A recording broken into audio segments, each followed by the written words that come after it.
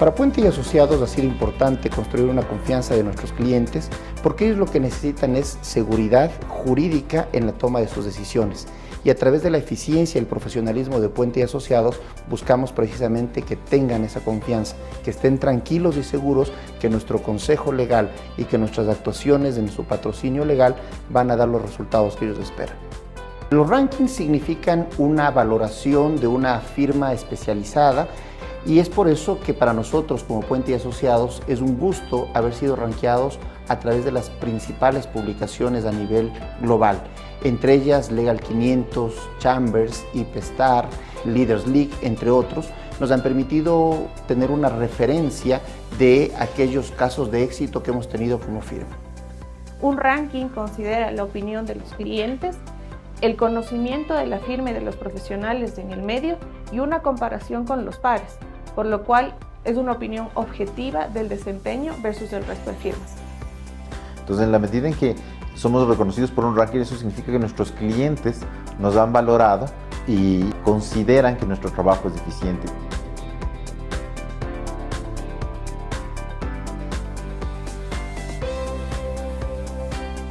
Para Puente y Asociados, la innovación es un pilar clave. Es el valor diferencial que tenemos respecto de muchos otros estudios jurídicos. Nosotros tenemos varios sistemas en el área judicial, en el área de propiedad intelectual, a nivel corporativo, a nivel contabilidad, que nos permite trabajar de manera remota y dar respuesta a nuestros clientes en tiempo real.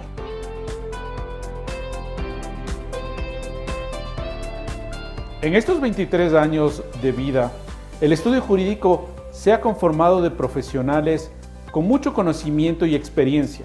Es una fortaleza del estudio jurídico contar con un grupo de profesionales para solventar las necesidades de nuestros clientes.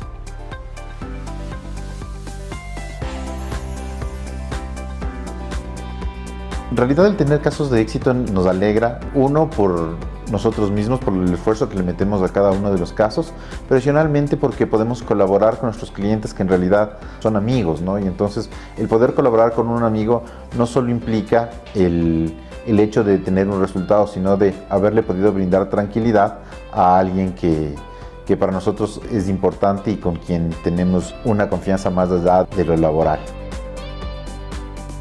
El principal elemento para tener un caso de éxito o para tener varios casos de éxito en la firma ha sido justamente el estar pendiente siempre de las necesidades de nuestros clientes, para así poder atender de forma oportuna cuáles son los requerimientos y sobre todo ayudarles a solucionar sus problemas o inconvenientes que puedan tener. Para nosotros es importante dar un acompañamiento cercano a nuestro cliente, no solo desde el aspecto legal, sino desde el aspecto de una estrategia que le permita posicionar a su proyecto y visibilizarse en el contexto productivo del Ecuador. Puente y Asociados quiere seguir creciendo como hasta ahora lo hemos hecho en estos 23 años, sin dejar nuestra esencia, que es estar siempre cerca del cliente, siempre cerca de las necesidades de cada uno de nuestros clientes. Y por esa razón, la eficiencia, el profesionalismo, el dinamismo de nuestra firma, acompañado de la innovación y la tecnología, nos permite ser una firma en permanente crecimiento, pero sin abandonar esta esencia principal de estar siempre cerca de las necesidades de nuestros clientes. Gracias por compartir con nosotros estos 23 años. Por creer en nuestra firma y por todo su apoyo. Seguimos siempre cerca de ustedes y sus necesidades. Equipo. Familia. Empoderamiento. Compromiso. Profesionalismo. Transparencia.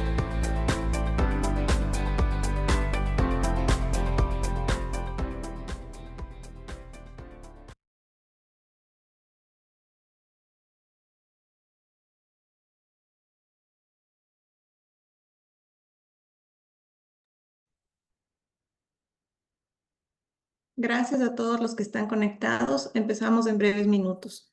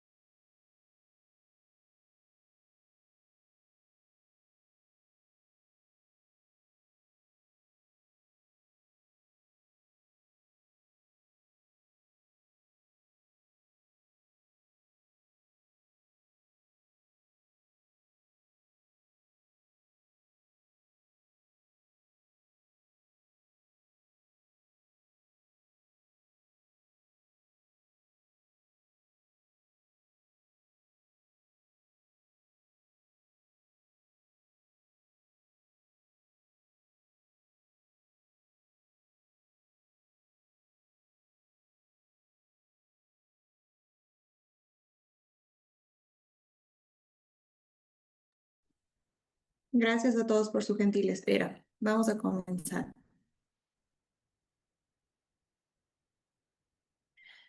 Bienvenidos todos al webinar Lo que viene con la Ley Orgánica Transparencia Social.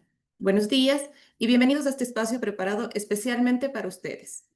Desde Puente y Asociados, especialistas en Derecho Corporativo, junto a nuestra filial Proveinova, dedicada a brindar soluciones integrales en contabilidad, finanzas y gestión empresarial, les damos la más cordial bienvenida. Hoy conversaremos sobre los principales cambios que introduce esta nueva normativa, sus implicaciones prácticas y cómo las organizaciones pueden prepararse para cumplir con los nuevos parámetros de transparencia y rendición de cuentas. Nuestro objetivo es ofrecerles una visión clara y aplicable, combinando la experiencia legal y el soporte financiero contable que juntos podemos brindar, para que su empresa u organización esté lista para afrontar este nuevo escenario normativo. Para eso contaremos con dos expositores de excelente nivel. En primer lugar, participará la abogada Gabriela Pozo, quien es asociada de Puente y Asociados. Es especialista en compliance y anticorrupción. Recommended Lawyer por The Lawyer Network, Recommended Lawyer por The Legal 500 Latinoamérica. Tiene un máster en Derecho de los Negocios por la Universidad Adem Business School, máster en Derecho Procesal y Litigio Oral por la Universidad Internacional SEC del Ecuador. Por otro lado, tenemos la presencia de Sebastián Terán, asociado de Proveinova, nuestra filial que brinda servicios de outsourcing en contabilidad, administración y finanzas. Es experto tributarista, ingeniero en finanzas y auditoría CPA por la Universidad Tecnológica Equinoccial y cuenta con una maestría de formación permanente en dirección financiera por la Universidad de Barcelona. Gracias a todos por acompañarnos y esperamos que este espacio sea de gran valor para ustedes. Al final tendremos un espacio para resolver cualquier duda, por lo que les invito a dejar sus comentarios en el chat para leerlos al final. Quiero dar paso a la abogada Gabriela Pozo para que dé inicio a su presentación. Buen día.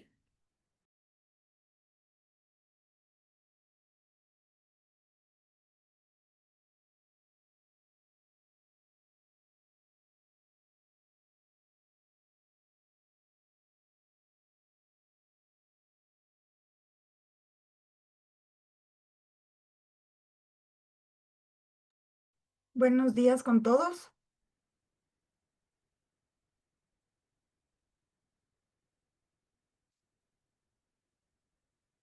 Buenos días con todos. Muchas gracias por acompañarnos a este webinar donde analizaremos principalmente los cambios y las reformas que nos trae esta reciente ley de transparencia social. En primer lugar, voy a dar un pequeño concepto respecto de a qué se refiere la transparencia.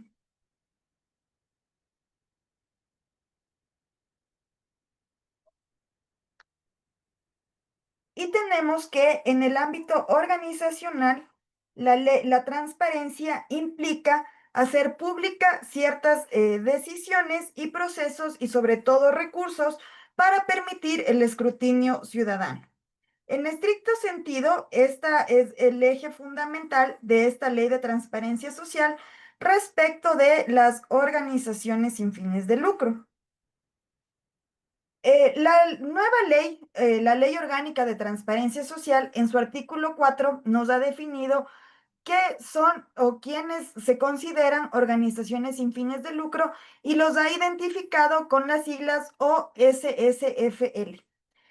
En base a esta normativa, se ha determinado que las organizaciones sin fines de lucro son aquellas personas jurídicas de derecho privado que no persiguen fines lucrativos y cuya actividad se dirige a la consecución de objetivos de interés general y colectivos y demás previstas en la normativa vigente.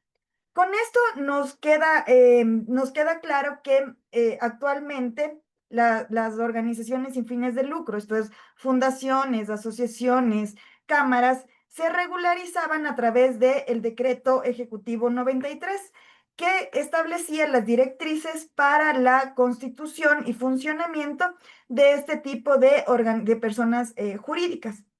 Esta normativa se mantiene vigente y en tanto a la constitución de estas organizaciones o reformas de estatutos o inscripción de directiva o miembros de estas organizaciones, se mantiene esta normativa. Esta ley de transparencia social lo que busca es que la información financiera y los procesos estén regulados y supervisados por la Superintendencia de Economía Popular y Solidaria a fin de evitar actos de corrupción y lavado de activos al interior de estas organizaciones.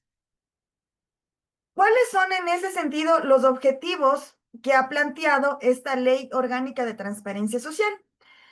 En primer lugar, y el objetivo transversal a toda la norma es promover la transparencia de las organizaciones sociales sin fines de lucro.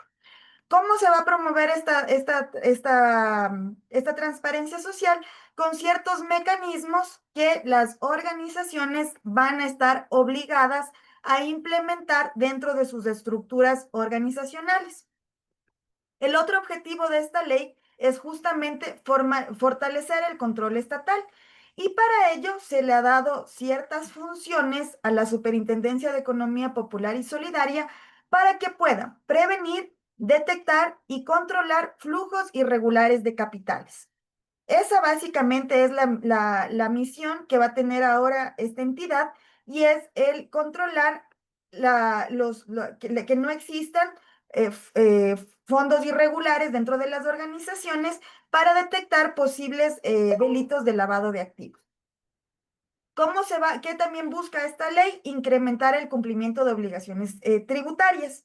Muchas veces las organizaciones sin fines de lucro son organizaciones que no están obligados a llevar contabilidad y por eso se piensa que al no ser sujetos obligados a llevar contabilidad, no tienen obligaciones tributarias que cumplir. Sin embargo, esto es incorrecto. Sí existen ciertas obligaciones tributarias que las organizaciones sociales sin fines de lucro están obligadas a cumplir. Otro de los objetivos de esta ley orgánica es optimizar la gestión administrativa de bienes públicos.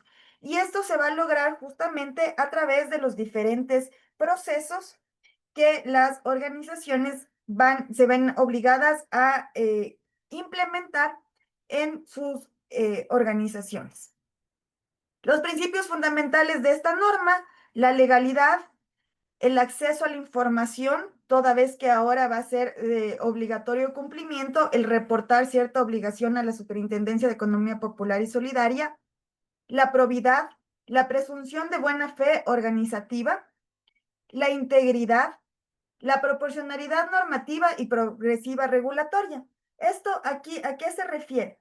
Esto se refiere a que dentro de la norma se han determinado ciertos parámetros de control.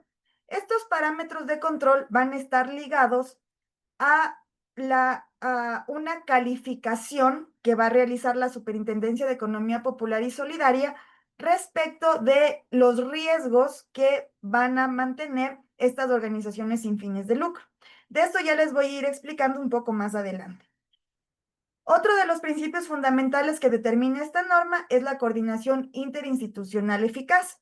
¿Y esta coordinación interinstitucional a qué se refiere? Se refiere básicamente a que si bien se ha determinado que la Superintendencia de Economía Popular y Solidaria va a ser el órgano de control y vigilancia de las organizaciones sociales sin fines de lucro, estas organizaciones, dependiendo de sus objetivos específicos y generales, van a seguir bajo los lineamientos de los ministerios rectores, dependiendo de su actividad, de la actividad o del giro de la organización. Y adicionalmente a ello, se ha determinado como órgano de control de la plataforma o del sistema unificado donde van a tener que registrarse las organizaciones sin fines de lucro al Ministerio de Gobierno. En ese sentido, van a ver las organizaciones sin fines de lucro van a estar regulados por su órgano, por su ministerio del ramo según su actividad, por la Superintendencia de Economía Popular y Solidaria en cuanto a los reportes financieros y también al Ministerio de Gobierno en cuanto a la vigilancia del sistema único de registro de organizaciones sin fines de lucro. A eso se refiere esta coordinación interinstitucional. Vamos a tener una colaboración y corresponsabilidad, y esto se refiere a que efectivamente son las organizaciones las que van a verse obligados a reportar cierta información al órgano de control. Uno de los principios fundamentales y que es determinante dentro de esta ley de transparencia social es un enfoque basado en riesgos comprobados. Este enfoque basado en riesgo comprobado es lo que nos va a dar los lineamientos de gestión al interno de cada organización para poder cumplir con los parámetros que esta ley de transparencia social obliga a implementar a las organizaciones sociales sin fines de lucro. El enfoque basado en riesgos comprobados significa que las organizaciones deben implementar sistemas de cumplimiento que en esta norma se denominan sistemas de integridad al interno de la organización con la finalidad de verificar cuáles son, según su actividad económica, los riesgos a los que son propensos de cometimiento en materia de lavado de activos y anticorrupción, con la finalidad de poder implementar controles, es decir, procedimientos que me ayuden a mitigar esos riesgos, ¿no? A eso se refiere este enfoque basado en riesgo comprobado. Otro de los principios fundamentales es la rendición de cuentas al órgano, a la institución que se ha determinado, que es la Superintendencia de Economía Popular y Solidaria. Tenemos también otro principio, la prevención de conflicto de interés y la sostenibilidad. Para poder mantener o para poder llevar a cabo los objetivos que ha planteado o los fines que ha planteado esta norma, la misma ley establece que existen ciertas acciones estratégicas que las organizaciones sociales sin fines de lucro deben implementar en sus organizaciones. ¿Cuáles son estas acciones estratégicas? Es la transparencia, participación ciudadana, no discriminación e inclusión, buen uso de recursos, integridad institucional, gestión basada en riesgos. Vemos que este tema de la gestión basada en riesgos se va a mantener a lo largo de toda la norma, y la debida diligencia. Ya vamos a ir explicando a qué se refiere la gestión basada en riesgos y la debida diligencia. Como les indicaba, ¿cuál va a ser la institución que va a controlar estos nuevos controles que se están exigiendo para las organizaciones sociales sin fines de lucro? Es la Superintendencia de Economía Popular y Solidaria, conocida como la SEPS. Dentro de ¿cuál es la misión de esta organización? Supervisar, controlar y vigilar a las organizaciones y entidades que conforman la economía popular y solidaria, fortaleciendo su sostenibilidad, transparencia y desarrollo. Y la visión que tiene plasmado esta entidad es ser reconocida como una institución ágil, transparente y eficiente, que garantice el buen funcionamiento del sector de la economía popular y solidaria. Bajo estos lineamientos, que son por los que la superintendencia se ha regido durante toda su vida institucional, es que la Ley de Transparencia Social le ha otorgado ciertas funciones a esta entidad estatal. ¿Cuáles son estas funciones? La vigilancia, la auditoría, la intervención, el control y la supervisión de las organizaciones sociales sin fines de lucro. Para poder hacer este control, esta auditoría, esta vigilancia, la ley ha determinado que los niveles que el nivel de control, de supervigilancia que va a realizar la entidad, la SEPS, se va a basar en un nivel de riesgo. Es decir, que la superintendencia va a calificar a las organizaciones sin fines de lucro según el riesgo que cada organización tenga. Este riesgo va a ser calificado como bajo, medio y alto. Ahora, claro, la pregunta es cómo se va o cómo la entidad va a determinar esta calificación de riesgos de las entidades, de las organizaciones sociales sin fines de lucro. Y para eso, como les indicaba, es que se necesita desde ya ir trabajando en cada organización social en un mapeo de los riesgos que cada organización tenga. ¿Y por qué es importante hablar de cada organización? Porque evidentemente cada entidad funciona de manera diferente. Recibe fondos de distintas organizaciones o tiene un alcance territorial diferente. Y estos son justamente los criterios que la superintendencia va a considerar para poder determinar el nivel de riesgo de cada organización social sin fines de lucro. ¿Y este nivel de riesgo para qué nos va a servir también? Como veíamos en un inicio, esta ley establece un control proporcional. Entonces, dependiendo del tipo de riesgo, es decir, bajo, medio o alto, es que se van a determinar la periodicidad en la cual las entidades van a tener que presentar su información ante la superintendencia y también se va a determinar qué tipos de mecanismos de control internamente las organizaciones deben ir implementando. Y esto se encuentra efectivamente recogido en esta ley. ¿Cuáles son justamente los criterios para la calificación del riesgo? La calificación del riesgo se va a basar en ciertos parámetros que evidentemente cada organización debe ir determinando. ¿Cuáles son los principales criterios? El volumen de recursos que administra, es decir, si su presupuesto anual, sus activos y sus pasivos. También es importante determinar el origen de los fondos, si recibe fondos nacionales, de autogestión, fondos públicos, fondos privados, fondos internacionales.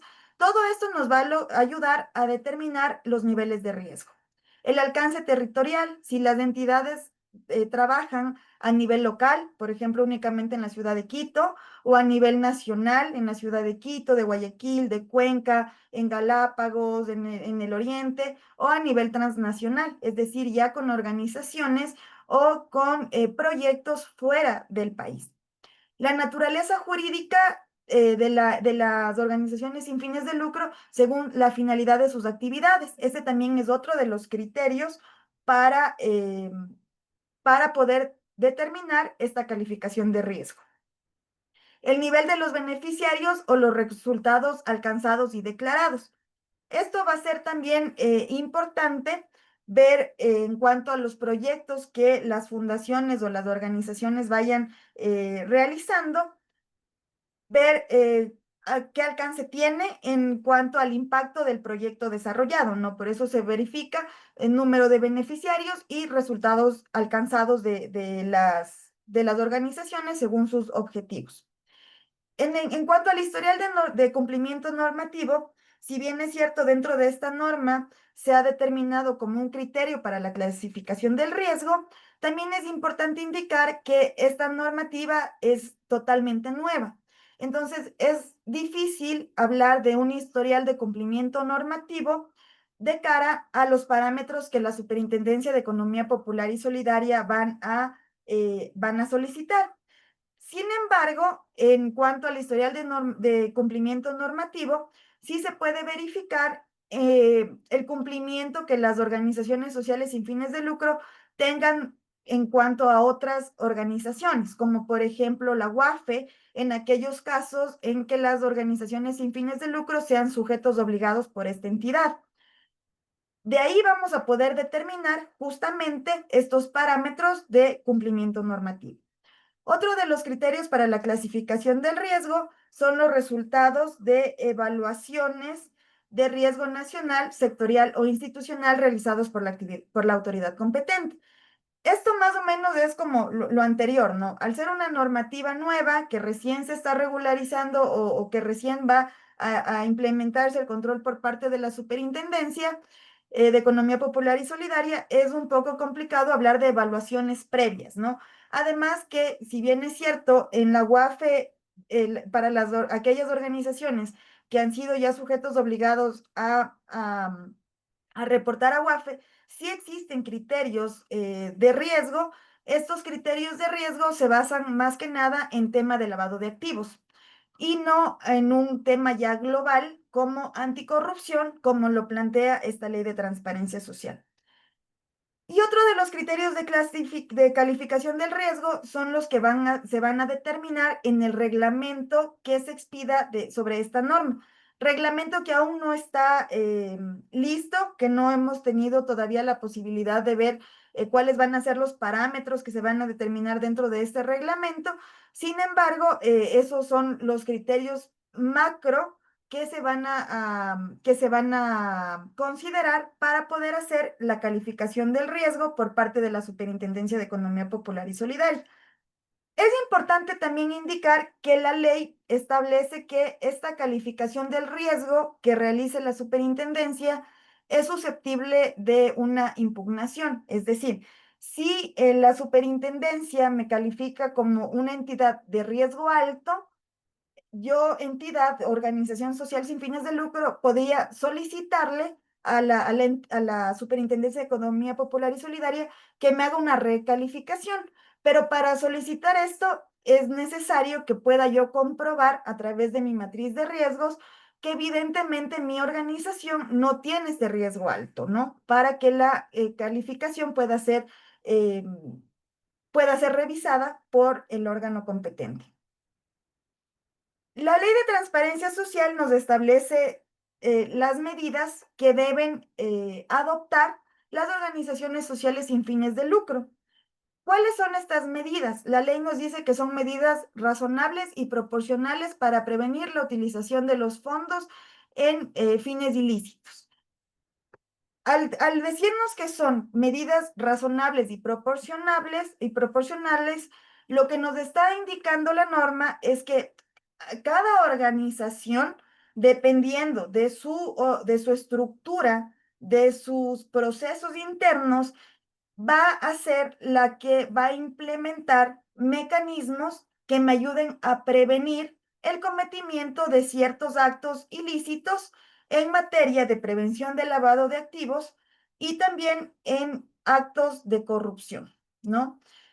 Por eso es importante identificar cómo funciona realmente, cuáles son los procesos internos de cada organización. Para cómo se van a adoptar estas medidas y qué es lo que se tiene que identificar. La ley mismo nos establece. Conocer e identificar a los donantes, en especial si son extranjeros. Para poder identificar a los donantes de cada organización, se van a tener que implementar procesos de debida diligencia. También es necesario que se pueda verificar el uso legal, íntegro y trazable de los recursos financieros, garantizando su destino conforme los estatutos de la organización. Es decir, vamos a tener, o las organizaciones van a tener que implementar mecanismos que me ayuden justamente a seguir la ruta de los fondos, de cómo ingresan, por ejemplo, las donaciones, y en qué proyectos se materializan, ¿no? Y todo, evidentemente, tiene que estar debidamente documentado. ¿Qué otras medidas son las que tienen que implementar? Son detectar e informar las operaciones inusuales o sospechosas conforme lo establece la Ley Orgánica de Prevención, Detención y Combate del Delito de Lavado de Activos y Financiación de otros delitos.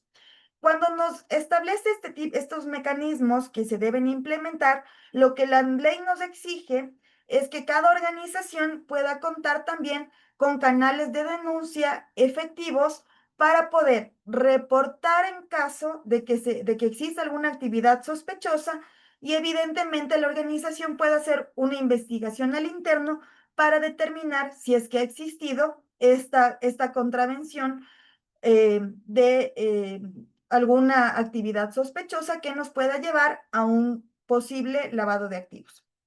Y otra de las medidas es cooperar con la UAFE cuando las organizaciones sociales sin fines de lucro sean sujetos obligados para esta entidad. ¿Cuáles son los pilares rectores de la integridad de la que nos habla la Ley de Transparencia Social y que aplica para las organizaciones sociales sin fines de lucro? Los pilares rectores son efectivamente la transparencia financiera y la rendición de cuentas. Esto es lo que busca básicamente esta ley de transparencia. ¿Qué es lo que quiere qué es lo que el Estado busca con la implementación de esta norma y con el control efectivamente de la Superintendencia de Economía Popular y Solidaria? es que las organizaciones sociales sin fines de lucro proporcionen información clara, veraz, accesible y oportuna sobre la estructura de la organización, sobre las fuentes de financiamiento, sobre los proyectos que realiza y sobre los resultados que tienen estos proyectos. Y para esto, lo que implica esta implementación de una transparencia dentro de la organización es que existan mecanismos de control internos y externos para poder rendir las cuentas a estos órganos, al órgano de control, que es la superintendencia. Otro de los pilares es la prevención del uso indebido de fondos, que como vemos tiene relación con el pilar anterior, que es la transparencia, ¿no? Para la prevención del uso indebido de fondos, la ley establece que esto se debe hacer a través de la metodología basada en riesgos. ¿Qué es lo que se busca? Es justamente determinar a qué está propensa de cometimiento la organización y con eso poder implementar mecanismos de control interno. Lo que busca esta metodología basada en riesgos es que se puedan determinar los procesos de cómo se realizan las transacciones internas y se pueda también determinar un reporte periódico del uso de los fondos que reciben las organizaciones sociales sin fines de lucro.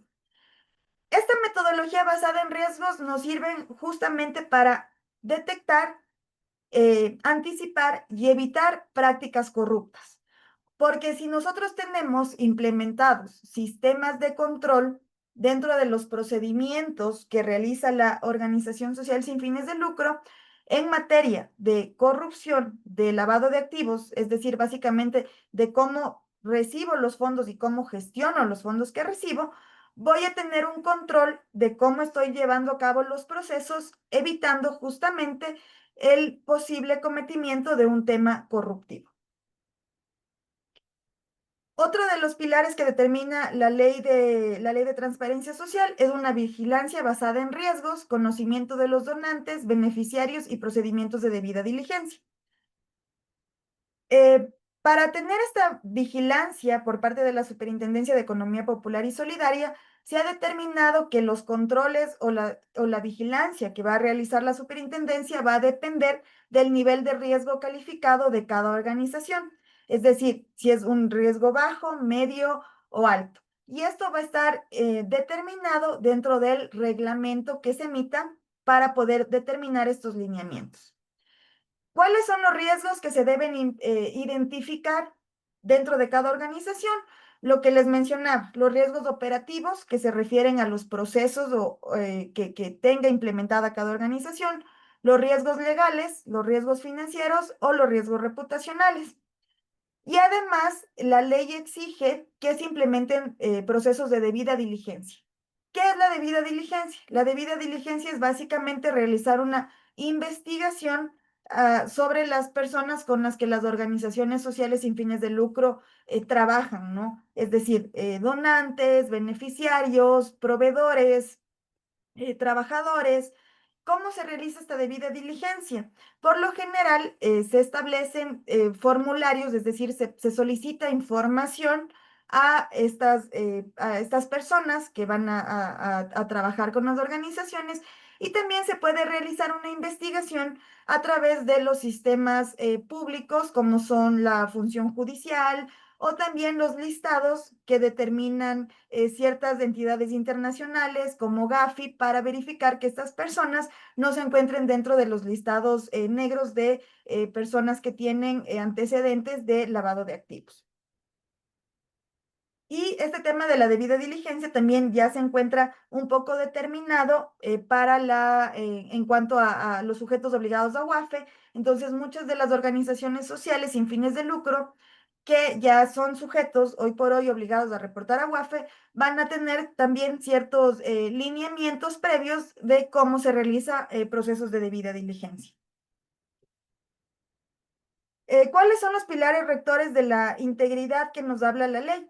Y es lo que acabamos de mencionar, ¿no? Lo principal es conocer con quién las organizaciones están trabajando, de lado y lado, ¿no? Tanto donantes como sus beneficiarios. Y para eso sí, evidentemente la ley obliga a implementar procesos de debida diligencia para poder identificar a los donantes y a los beneficiarios de cada organización social sin fines de lucro.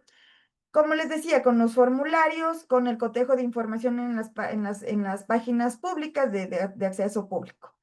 Siempre estos procesos de debida diligencia tienen una finalidad principal, que es reducir, evidentemente, o prevenir el cometimiento de actividades ilícitas, ¿no? Entonces, por eso es que nos establece que es necesario tener identificado con qué persona las organizaciones sociales sin fines de lucro están trabajando en sus proyectos y en su desarrollo institucional. Y tenemos el sistema de control de cumplimiento basado en riesgos. Estos sistemas de control que hoy por hoy está obligando esta ley a implementar a las organizaciones sociales sin fines de lucro, son sistemas de cumplimiento que tienen que ver mucho también con lo que se encuentra determinado en el Código Orgánico Integral Penal. Porque la norma nos establece que los sistemas de control, que hoy por hoy son de obligatoria implementación por parte de las organizaciones, deben cumplir los requisitos mínimos del artículo 49 del COIP. El artículo 49 del COIP nos habla justamente de la responsabilidad penal que tienen las personas jurídicas. ¿Ya? Y en ese sentido, la norma lo que nos está obligando es a poder identificar esta gestión basada en riesgos desde el ámbito penal. El ámbito penal en cuanto a los delitos de lavado de activos y corrupción que se encuentran tipificados justamente en el Código Orgánico Integral Penal. Además que ya en un aspecto de este tipo, es decir, en el ámbito penal, el contar internamente con sistemas de cumplimiento normativo basado en riesgos, también constituye un atenuante para las penas que determina estos delitos para las personas jurídicas, ¿no? Entonces, es necesario, al momento de implementar estos sistemas de control, verificar justamente que estos programas o sistemas de cumplimiento estén alineados con lo que el Código Integral Penal nos determina como requisitos mínimos. ¿Qué es lo que buscan estos sistemas de control? Buscan que las organizaciones, que dentro de las organizaciones se implementen una cultura organizacional basada en la ética, en la integridad, en los riesgos y en la tolerancia cero a la corrupción. ¿Cómo se logra esta promoción de la cultura organizacional basada en estos aspectos? Se logra a través de implementar códigos de ética, procesos de manejo de conflicto de intereses, implementación de canales de denuncia, es decir, que en el caso de que se pueda determinar el cometimiento de un acto ilícito de esta naturaleza, tanto donantes, beneficiarios, trabajadores, colaboradores de las organizaciones o terceras personas que conozcan del hecho, tengan un mecanismo para poner en conocimiento de la organización estos hechos, ¿no? Y que además se realice una investigación interna para posteriormente se pueda ir a una denuncia tal vez ante fiscalía o ante algún órgano de control. Pero es importante la implementación de mecanismos de canales de denuncia que sean efectivos. También esta promoción de la cultura organizacional se la alcanza a través de la designación de responsables de cumplimiento. La designación de responsables de cumplimiento va a depender del nivel de riesgo que la superintendencia determine para cada organización. Tenemos también que dentro de la promoción de una cultura organizacional debemos implementar esta gestión de riesgos de corrupción y políticas de cumplimiento, ¿no? Dentro de los sistemas de control y cumplimiento, la ley nos establece que debemos contar con un responsable institucional. que no es lo mismo, este responsable institucional ante la Superintendencia de Economía Popular y Solidaria no es igual al oficial de cumplimiento que WAFE nos pide, ¿no? WAFE, para calificar a su oficial de cumplimiento, hay que seguir un curso, hay que seguir una calificación que únicamente da WAFE, y este oficial de cumplimiento de WAFE sirve únicamente para el reporte ante esta institución. El responsable institucional del que nos habla esta ley de transparencia es un responsable interno de la organización que verifique justamente el cumplimiento de estos controles que implementa la organización de cara a la prevención del cometimiento de actos corruptivos o el delito de lavado de activos. ¿Cuáles son cuando tenemos una organización que esté catalogada o que esté calificada como una organización de alto riesgo, va a ser obligatorio el tener este responsable institucional? ¿Cuáles van a ser las funciones de este responsable institucional? Implementar y monitorear el sistema de integridad institucional. Este sistema de integridad institucional es lo que lo que van a tener que implementar ahora las fundaciones, organizaciones sin fines de lucro en general, basado en esta gestión de riesgos, ¿no? Y con los parámetros que determina el Código Orgánico Integral Penal, Código de Ética, Canal de Denuncias, lo que habíamos visto anteriormente. Y además, este responsable tiene que velar por el cumplimiento de las normas, de los programas, de las políticas de cumplimiento en materia de prevención, y también tiene que supervisar que los mecanismos de prevención que implemente la organización sean efectivos. Y también verificar que no vayan a aparecer nuevos riesgos. Y en el momento en el que aparezcan nuevos riesgos que puedan atacar a la organización, igual hacer modificaciones e implementar igual controles para mitigar estos riesgos. Ahora, cuando tenemos organizaciones calificadas como de riesgo medio y riesgo bajo, la ley no nos obliga a implementar un responsable institucional, pero sí debemos tener una persona que sea responsable del manejo de estos parámetros de cumplimiento.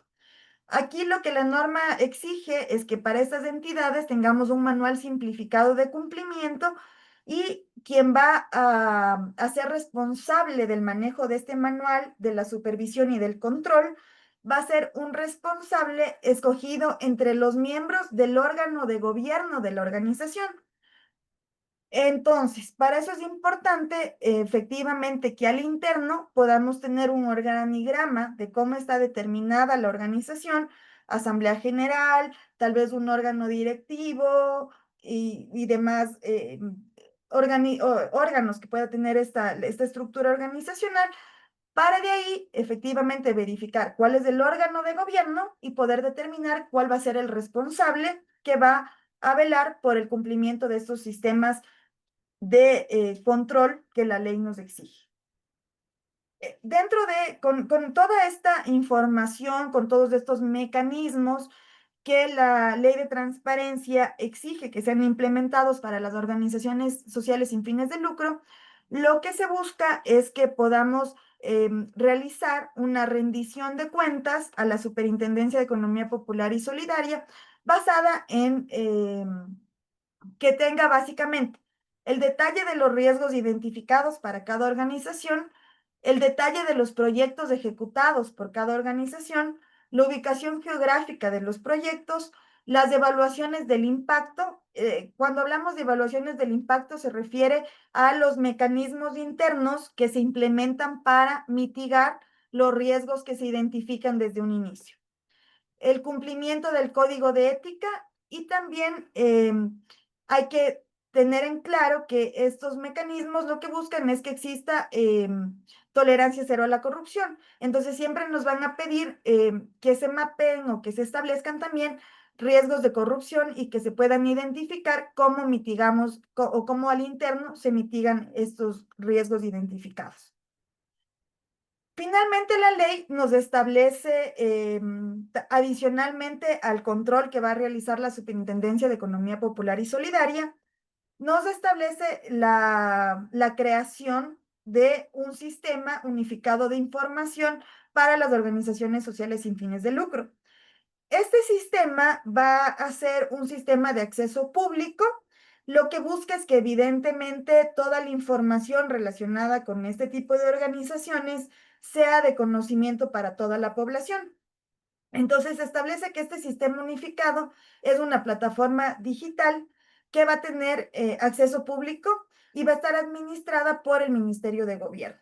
¿Cuál es la finalidad de este sistema? Es consolidar, procesar y clasificar la información jurídica, financiera, operativa y de cumplimiento de las organizaciones sociales sin fines de lucro. Eh, Hoy por hoy, la ley lo que nos establece es que existe una norma transitoria en la que determina que las organizaciones sociales sin fines de lucro tienen un plazo de 180 días para hacer el registro a través de este sistema del Ministerio de Gobierno. Esto es en cuanto a los lineamientos básicos que la ley está determinando para las organizaciones sociales sin fines de lucro. En este momento doy paso a Sebastián Terán y posteriormente analizaremos las preguntas que tiene.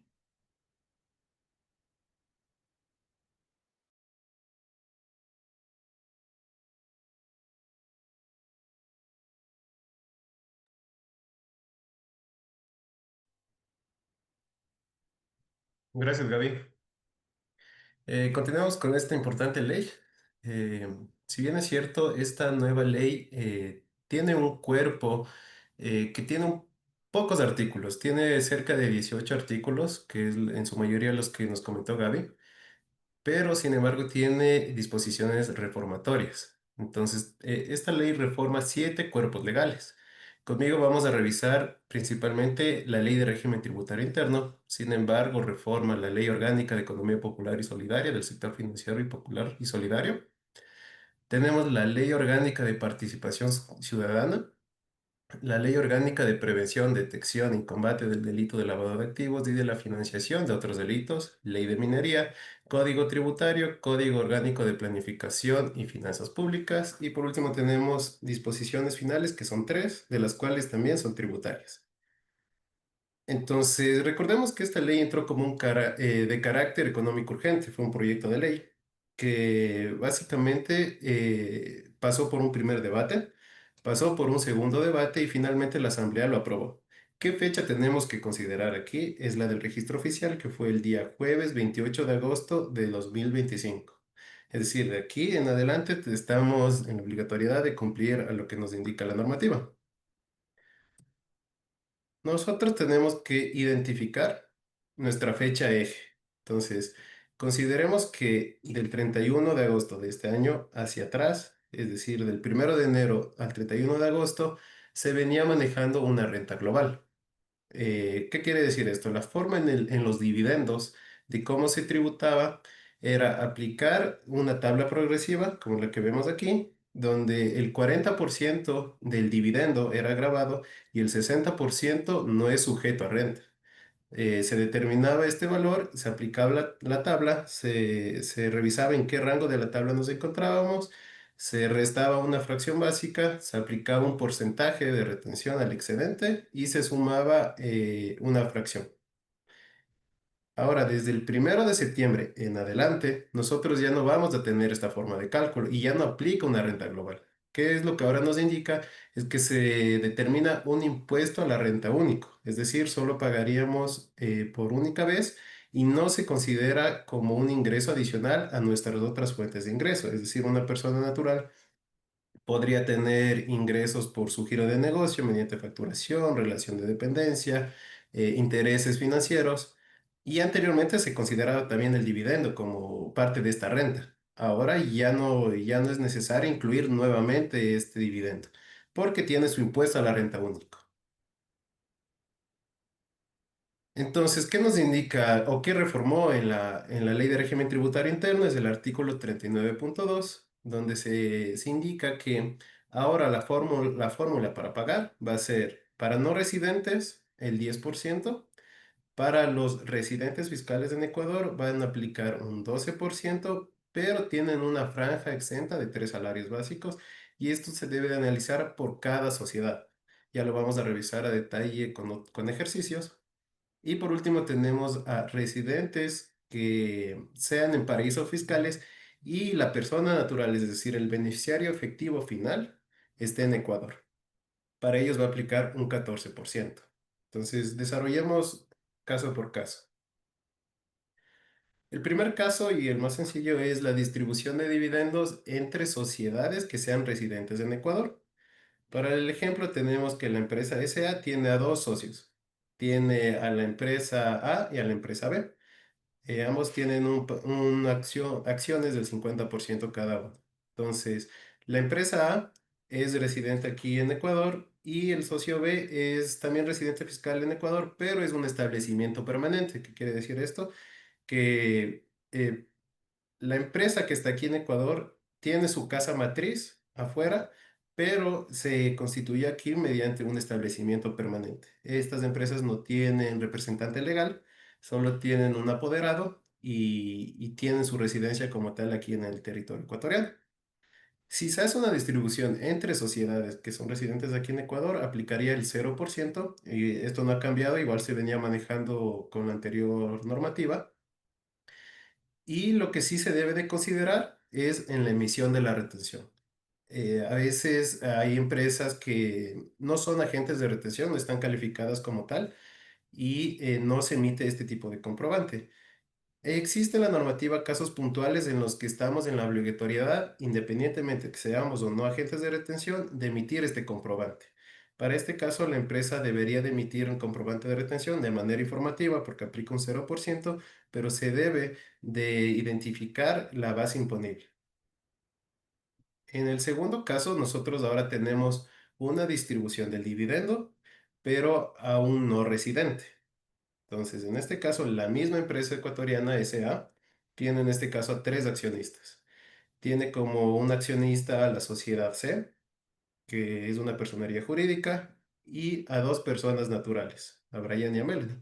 En el caso de la sociedad C, es un residente fiscal en México, es decir, en el exterior. En el caso de Brian, él tiene su residencia fiscal en Hong Kong, y Hong Kong es paraíso fiscal. Y por último, Melanie, que está en Guatemala.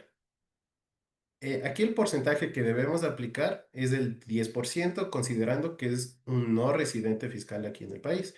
Independientemente de que la persona esté o no esté en un paraíso fiscal, se aplicaría un 10%. El tercer caso sería para los residentes fiscales aquí en Ecuador. Entonces, recordemos que ¿quiénes califican como un residente fiscal aquí en el país? Hay que considerar que independientemente de que una persona sea ecuatoriana, tenga la nacionalidad de Ecuador, no quiere decir que puede ser residente fiscal aquí. Entonces, tenemos cuatro tipos que debemos de revisarlo para aplicar en el caso que corresponda.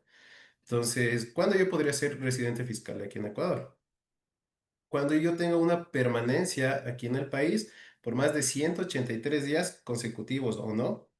El segundo caso a analizar es permanencia en el país por más de 183 días consecutivos o no, pero aquí se incluye una ausencia esporádica en un lapso de 12 meses dentro de dos periodos fiscales, es decir, estoy entrando y saliendo en el país y totalizando en los dos periodos fiscales, veo que yo ya superé estos 183 días, me consideraría residente fiscal. El tercer caso es por núcleo principal de intereses en base a sus activos. Es decir, tal vez yo estoy en otro país viviendo, pero se concentra mi mayor número de activos aquí en Ecuador. Tengo tal vez mis inmuebles, tengo todo este tipo de activos aquí. Entonces también podría ser residente fiscal por esa parte.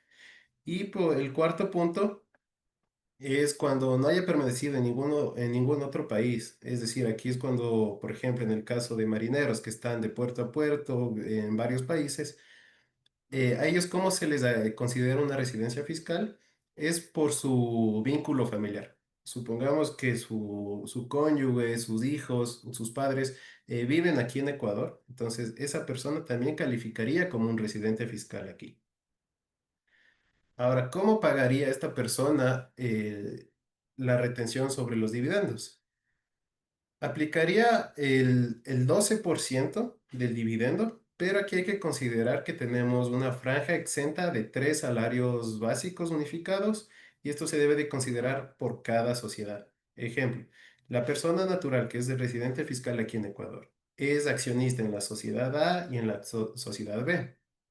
Dos empresas totalmente diferentes, pero él tiene acciones en estas compañías.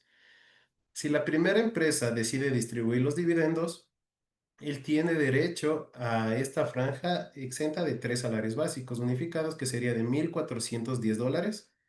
Y por la otra empresa, si también hace la distribución de dividendos, también tendría esta exención.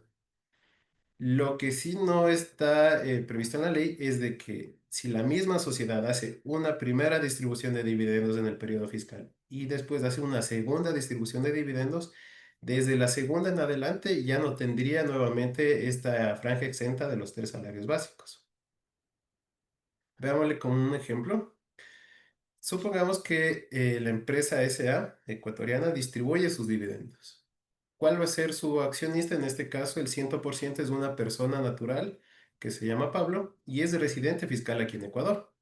¿Cuánto estamos haciendo la distribución? Es de $25,000. Nosotros podemos aplicar la franja exenta, $1,410, y determinamos nuestra base imponible. Para el caso sería de 23,590.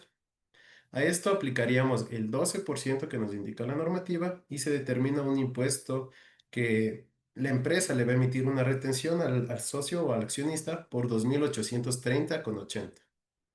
Y el valor que el accionista va a recibir sería el dividendo de los $25,000 menos el impuesto causado, un valor total de 22,169,20. El siguiente ejercicio sería igual de un residente fiscal aquí en Ecuador, pero existe aquí, digamos así, como una intermediación, porque la empresa SA tiene un accionista que es otra empresa, en este caso es la sociedad B. Esta empresa reside en Panamá. Consideremos que desde el mes anterior Panamá ya no está dentro de la lista de paraísos fiscales y de esta empresa, la sociedad D, tiene la persona natural es un accionista que es residente fiscal en Ecuador. Es decir, el beneficiario efectivo final, en este caso Santiago, él reside en Ecuador.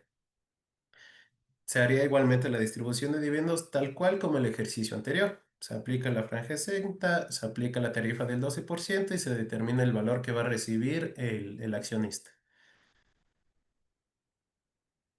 Y por último tenemos el caso cuando se hace una distribución de dividendos a un residente fiscal en paraíso fiscal, pero el beneficiario efectivo final reside en Ecuador. Es decir, en este caso nosotros tenemos la empresa ecuatoriana que tiene como accionista a otra sociedad, en este caso la sociedad E, que es residente fiscal en Nigeria. Nigeria está dentro del listado de paraísos fiscales y vemos que tiene a Pamela, que es la persona natural que reside aquí en Ecuador. ¿Cuánto sería la retención para ellos? El 14%. Y por último, el último caso, esto es en el tema del incumplimiento de informar sobre su composición societaria. Entonces, cada vez que una compañía tiene cambios en su paquete accionario, es decir, hace modificaciones como tal, el contador de la empresa debe de reportar esto al SRI al mes subsiguiente. A través del anexo REVEFIX se debe de informar estos cambios y en caso de no realizarlo y que haya un incumplimiento y la empresa haga una distribución de dividendos, hay un castigo en este caso para el accionista que es el residente fiscal en Ecuador, Pablo, que se le hace la distribución del dividendo y ya no va a pagar el 12%, sino que se le agrega 2 puntos porcentuales que sería ahora el 14%. Esa sería la penalización. Entonces, esto sería en cuanto al tema de distribución de dividendos. Eh, Prácticamente vemos que sí existe un cambio en la fórmula de cálculo, pero no existe un incremento en el tema de impositivo. Más bien, de cierta forma, existe una pequeña reducción. En algunos casos no existe ningún cambio, pero lo que sí se prevé aquí es un poco de simplificar el proceso de tributar. En este caso ya es un impuesto a la renta único y de cierta forma están simplificando este proceso. El segundo artículo que vamos a revisar es el artículo 39.2.1.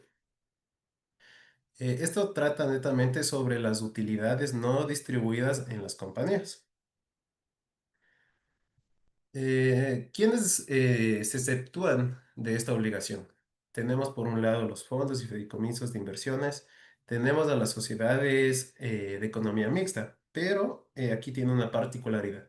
Nos indica que están exentas de la parte que corresponde al Estado.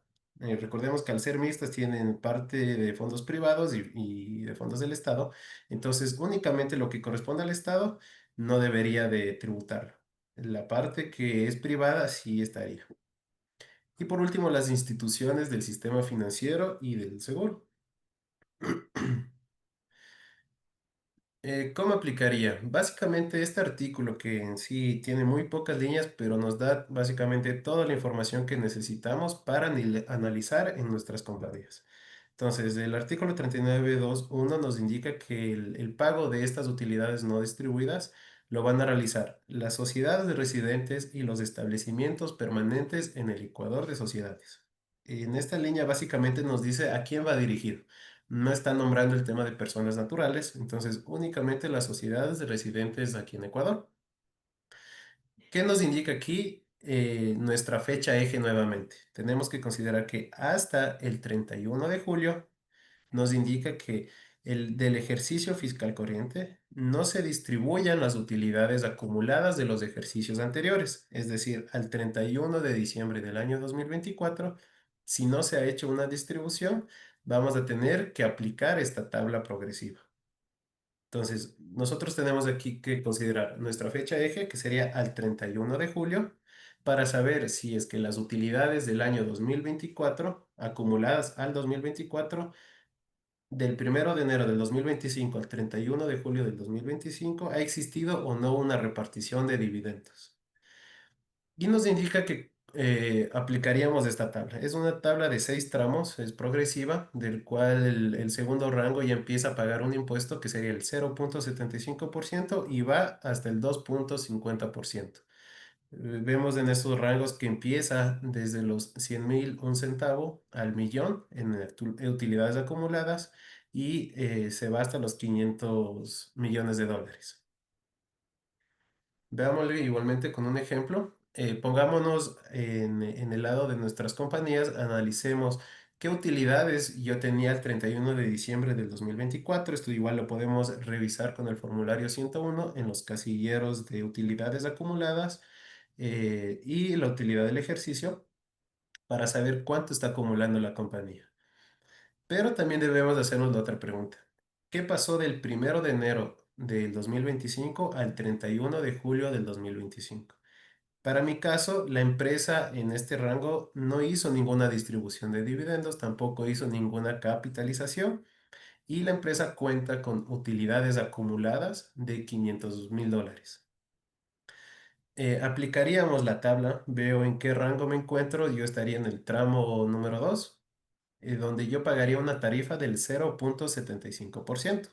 Entonces va directamente, el cálculo sería los 500.000 dólares multiplicado por el 0.75% y mi valor a pagar sería de 3.750 dólares al fisco. Pongamos ahora el otro ejemplo. Digamos que al 31 de diciembre del 2024 la empresa contaba con estos 500.000 dólares en utilidades acumuladas. Sin embargo, por lo general el acta de junta de accionistas se lo celebra en el primer cuatrimestre del año. Supongamos que en el mes de abril la empresa celebró su junta de accionistas y decidieron sobre las utilidades acumuladas realizar la distribución en ese mes. Y en el caso, supongamos que distribuyó los 500.000 dólares de las utilidades que tenía acumulado. Es decir, regresamos a analizar nuestra fecha eje, que sería el 31 de julio. Al 31 de julio yo ya no tendría ninguna utilidad acumulada porque en abril de este año yo ya realicé toda mi distribución del dividendo de los 500.000 dólares. Entonces ya no tendría que pagar ningún valor porque mis utilidades acumuladas serían de cero. Sin embargo, para fines de mi ejemplo, nosotros no hemos hecho esa distribución y teníamos en nuestras utilidades acumuladas los $500,000. ¿Cuándo debemos de realizar este pago? Lo que por ahora nos dice la normativa es que únicamente se pagará en la forma y los plazos que el SRI lo indique mediante una resolución. Esta resolución todavía no ha salido. Se prevé que salga tentativamente dentro de este mes, capaz en esta semana o la semana que viene, donde ahí nos indique seguramente cómo sea la forma de tributarlo a través de un formulario, a través de en tal fecha, no sé si en el mes de octubre, noviembre. El SRI va recién en esta resolución a indicarnos cómo se lo debe de tributar. Por ahora, lo único que tenemos es la fórmula de cálculo. Ahora, este valor de los 3,750 que vamos a realizar este pago, esto también se puede considerar bajo un esquema de compensación. Es decir, este valor yo tengo derecho a ser compensado. Y nuevamente vamos a un tema de fechas. Entonces, del 1 de agosto de este año al 31 de diciembre, yo voy a poder analizar cómo yo quiero compensar este valor. Pero para este caso yo tengo dos consideraciones que tener. O bien puedo celebrar una nueva acta donde yo indique que voy a distribuir los dividendos. O la segunda opción es que yo capitalice estas utilidades. Puedo realizar cualquiera de las dos y esto hay que considerarlo para el tema de la compensación. Entonces vamos desarrollándolo caso por caso. Bueno, hay otra particularidad importante. ¿Qué nos dice sobre la compensación? Nos dice que esta compensación o devolución de este crédito que va a tener la compañía a su favor debe de realizarse una compensación de la misma forma o en la misma proporción en la que la utilidad sea distribuida o se haga la capitalización. Entonces, para mi ejemplo, como pueden ver en el primer cuadrito, nosotros tenemos utilidades que veníamos acumulando el 31 de diciembre del 2024 por los $500,000. Y con fecha de hoy día, el 16 de septiembre, decido celebrar mi acta e indicar que voy a hacer una distribución de dividendos. Pero la compañía, para este caso, tal vez tiene un problema de flujo y únicamente puede distribuir el 50% de esas utilidades acumuladas. Es decir, va a distribuir $250,000. ¿Cuál va a ser mi derecho de compensación? Debe serlo en la misma proporción. Como estoy repartiendo solo el 50%, yo tendría derecho solo a 1,875 como valor a compensarlo. Es decir, del valor que vimos acá, que tenía que pagar, que estábamos en la tabla y teníamos que pagar 3,750, únicamente tengo derecho a compensarme 1,875. Ya vamos a ver las formas de cómo hay que compensarlas. Entonces, para este ejemplo, es en base a la misma proporción. Y en la segunda tabla, supongamos que la empresa está muy bien en el tema de flujo y decide hacer su distribución en un 100%, entonces tendría el derecho a completo, los 3,750. Ahora sí, veamos caso por caso. Entonces, dentro del caso uno, yo les comentaba que o bien tenemos distribución de dividendos o la capitalización. Veamos la distribución de dividendos, que existen tres formas de que este valor puede ser compensado. Entonces, tenemos el 16 de septiembre del 2025, la Junta de Accionistas ha decidido distribuir las utilidades acumuladas. El asiento contable vemos que del patrimonio se cierra la cuenta de utilidades acumuladas por los $500,000. Nosotros vamos a aplicar la retención del impuesto a la renta único, que es lo que vimos anteriormente, donde ya vimos que teníamos los tres porcentajes del 10, del 12 y del 14%, dependiendo del caso. Para mi ejemplo, estamos repartiendo a un accionista que reside en el exterior y a él se le retiene el 10% de renta. En este caso, le estamos descontando $50,000 y tendríamos un dividendo a pagarle al accionista por $450,000. La empresa, esta retención que retuvo a su accionista, tiene que declararlo al mes siguiente en su declaración de retenciones. Para este caso, supongamos que la empresa declara el 10 Sería para el 10 de octubre que voy a emitir mi formulario. Y aquí lo que voy a hacer es hacer la compensación con el anticipo que ya pagué anteriormente. Entonces, al accionista le retuve $50,000. Sin embargo, yo ya pagué anticipadamente el impuesto por los 3,750 acorde a la tabla que revisamos, y únicamente al fisco le voy a tener que pagar 46,250. Esa es una forma de compensarlo. La segunda forma sería con el impuesto a la renta del ejercicio. Supongamos que al 31 de diciembre del 2025 la empresa generó un impuesto causado de $8,000.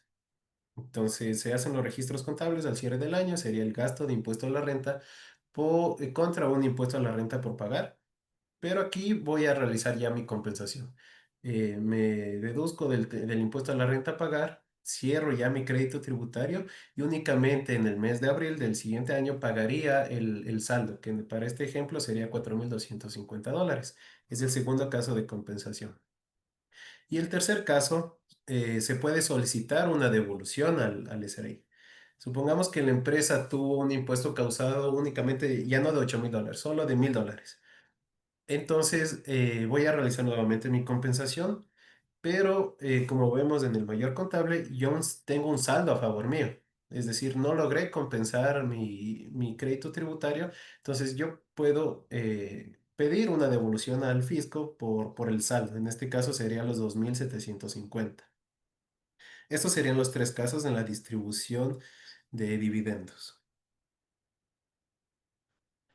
El segundo caso es cuando la empresa decide incrementar su capital, es decir, voy a hacer una capitalización, pero aquí únicamente tenemos dos formas de compensarlo. Al igual que el anterior, nosotros tenemos que al 31 de diciembre del 2025 la empresa tiene un impuesto a la renta causado de $8,000. Entonces, yo voy a realizar la capitalización. Nuevamente lo hice con fecha de hoy, del 16 de septiembre.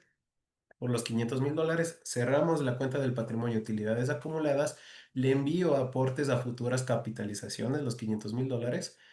Eh, por lo general esto tarda un periodo de tiempo hasta que ya se visualice en la página de la Superintendencia de Compañías, entonces supongamos que tarda un mes y ya vemos que ya tenemos en el capital social los $500,000. Se cierra la cuenta aporta futuras capitalizaciones y se incrementa el capital social de la compañía.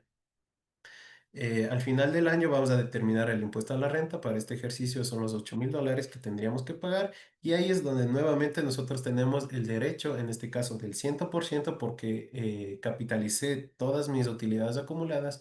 Tengo derecho a los mismos 3,750 para que sea compensado con el impuesto. Y por último sería nuevamente solicitar una devolución. En caso de que no me alcance mi crédito, mi impuesto a pagar a compensarse con mi crédito tributario, estoy en todo derecho de solicitar esta devolución al fisco. Y por último, necesitamos conocer qué pasaría si la empresa no decide ni distribuir dividendos ni hacer incrementar su capital social. La normativa lo que nos indica es, nuevamente tenemos aquí que ver las fechas de eje. Para este caso nos indica que las sociedades que no distribuyen ni capitalicen las utilidades acumuladas en los términos establecidos en esta ley y su reglamento, aquí nos indica durante 2 ejercicios fiscales posteriores al cual se pague la obligación. Entonces, aquí, ¿qué nos indica? Si yo dentro de 2 periodos no hice ni distribución de dividendos, ni capitalicé, ¿cuál va a ser, digamos así, una como penalización tal vez? Es que este valor que pagamos previamente va a ser considerado como un gasto no deducible en el ejercicio fiscal en que termine dicho plazo. Entonces, para el ejercicio en el 2025, y consideremos que analizábamos al 31 de julio si tenía o no tenía utilidades acumuladas. Para mi ejemplo, teníamos los $500,000 de utilidades acumuladas.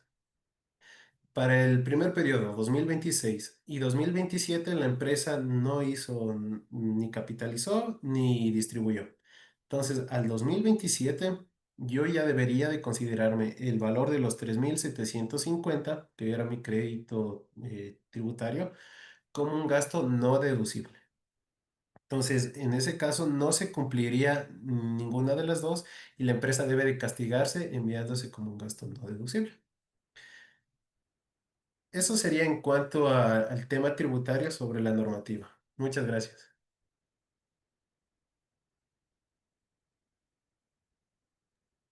Muchísimas gracias tanto a Gabriela Pozo como a Sebastián Terán por tan buenas exposiciones y topar los temas principales de esta ley reformatoria.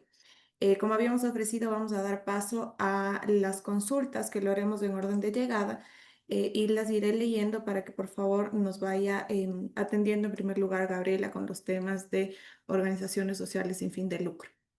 La primera consulta viene de Andrea Muñoz. ¿Qué plazo tienen las OSSFL para implementar el programa de riesgos y nombrar su responsable institucional?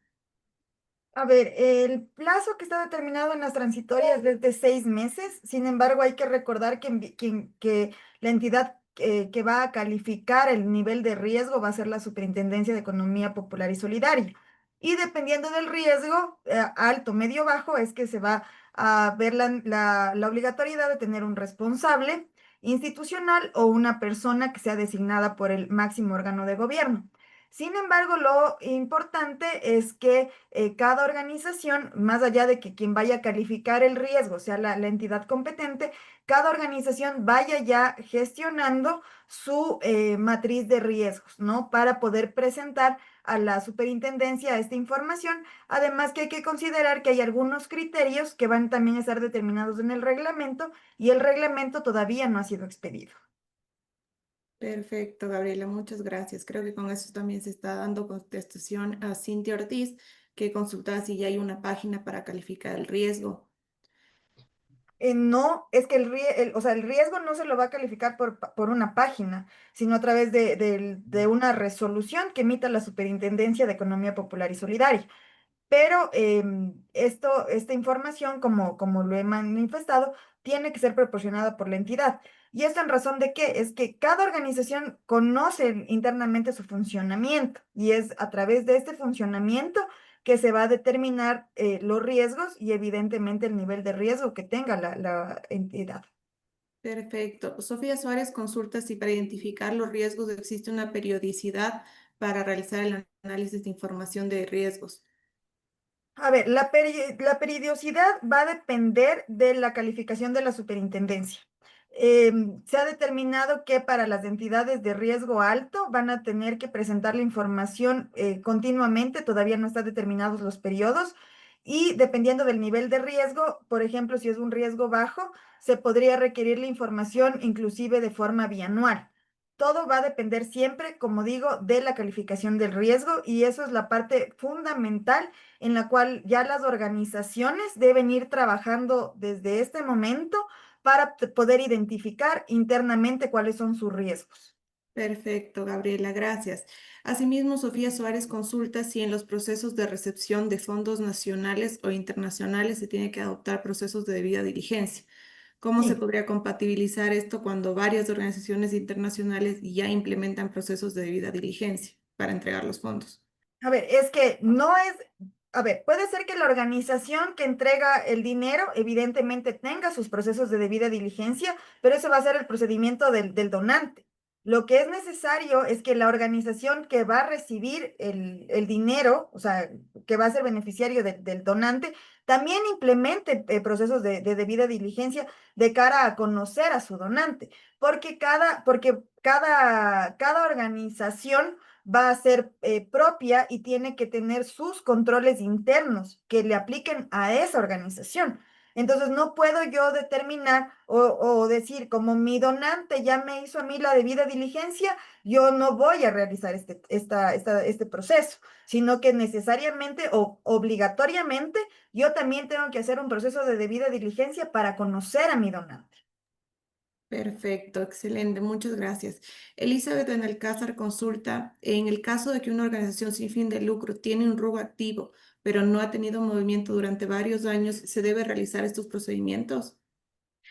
Sí, es que, a ver, una cosa es el RUC, o sea, el RUC es un tema identificación de cara al sistema tributario, ¿no? Y obviamente las obligaciones tributarias que se emanan de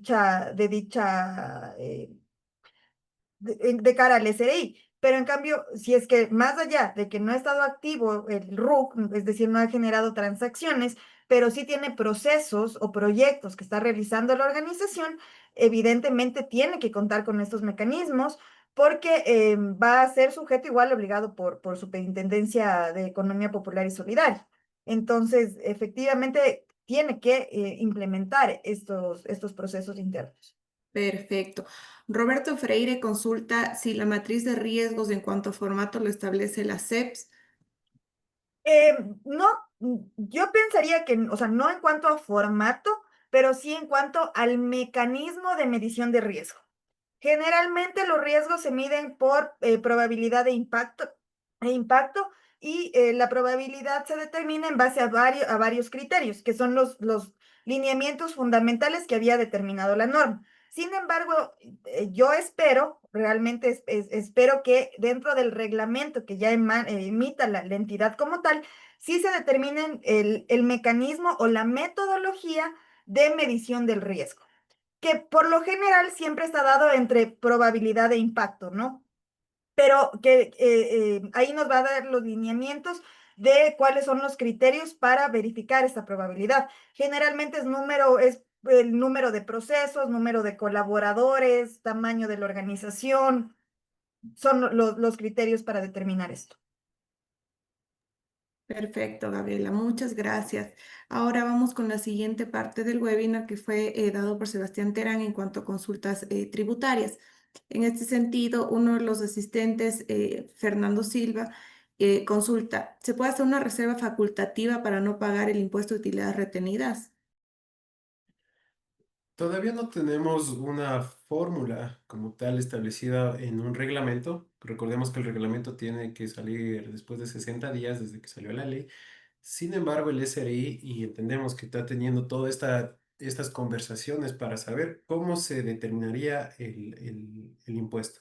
Para este caso, si es que o sea, analicemos desde dónde inicia el tema de la reserva. Es decir, utilidades acumuladas saco y le pongo en otra cuenta que llama de reserva, reserva facultativa en este caso. Sin embargo, mi criterio sería que solo es como un movimiento de la utilidad.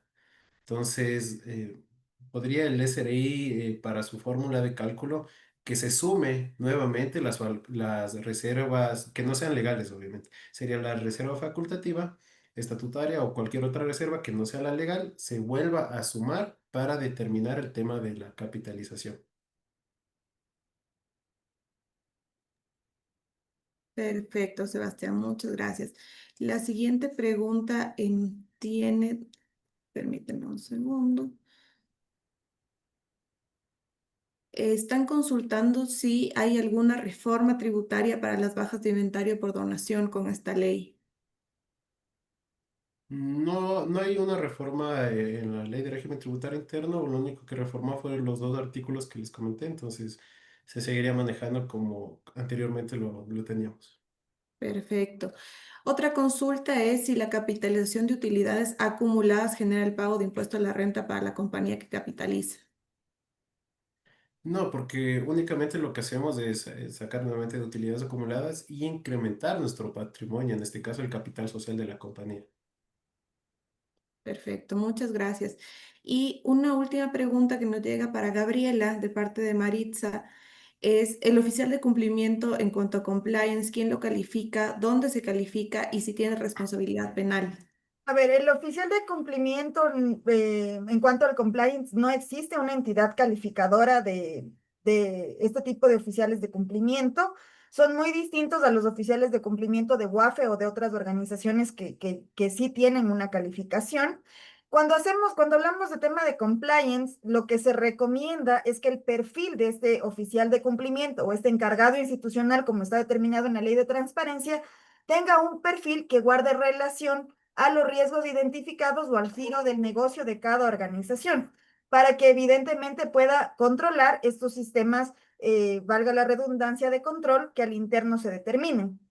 Entonces siempre va a depender de los perfiles recomendados en cuanto a la gestión de riesgos que tenga que realizar. Pero no existe hoy por hoy una obligatoriedad a mantener un registro como para otros oficiales. Ahora, evidentemente, de cara al cumplimiento de lo que la ley de transparencia está solicitando para las organizaciones sociales sin fines de lucro, este oficial o este responsable de cada organización va a tener que registrarse, pero no tener una calificación, es diferente. Sí va a tener que registrarse ante la autoridad competente, que es la Superintendencia de Economía Popular y Solidaria. Perfecto, Gabriela. Muchas gracias. Igual, Sebastián, porque ha sido una exposición realmente clara para estar actualizados con los cambios normativos y simplemente recordarles que desde Puente y Asociados estamos siempre prestos a atenderles.